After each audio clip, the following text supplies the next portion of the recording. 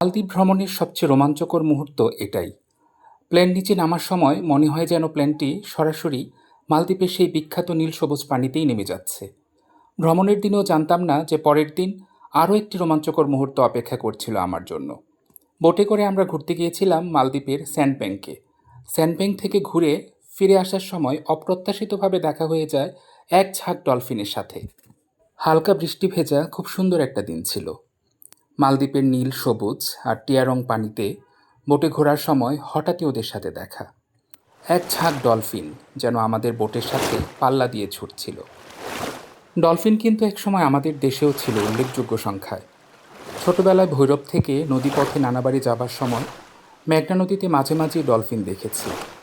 Local ভাষায় সেই ডলফিনগুলোকে ফনা বলা হতো। 2012 সালে আমি গিয়েছিলাম বাগেরহাটে। প্রমত্তা বলেশ্বরী নদী হয়ে বাগেরহাট যাবার পথেও অনেক ডলফিন দেখেছি, কিন্তু এখন নাকি সেখানেও আর খুব বেশি ডলফিন দেখা যায় না। সত্যি, অবহেলা আর সচেতনতার অভাবে আমরা আমাদের কত সমৃদ্ধ জীববৈচিত্র্য নষ্ট করে ফেলেছি। যাই হোক, আবার ফিরে আসি মালদ্বীপে সেই অপ্রত্যাশিতভাবে দেখা পাওয়া ডলফিনের কথায়।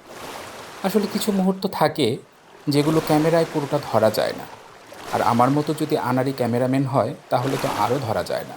কিন্তু সেই মুহূর্তগুলোর রেশ, সেই মুহূর্তগুলোর আনন্দ মনের মধ্যে থেকে যায় বহুদিন।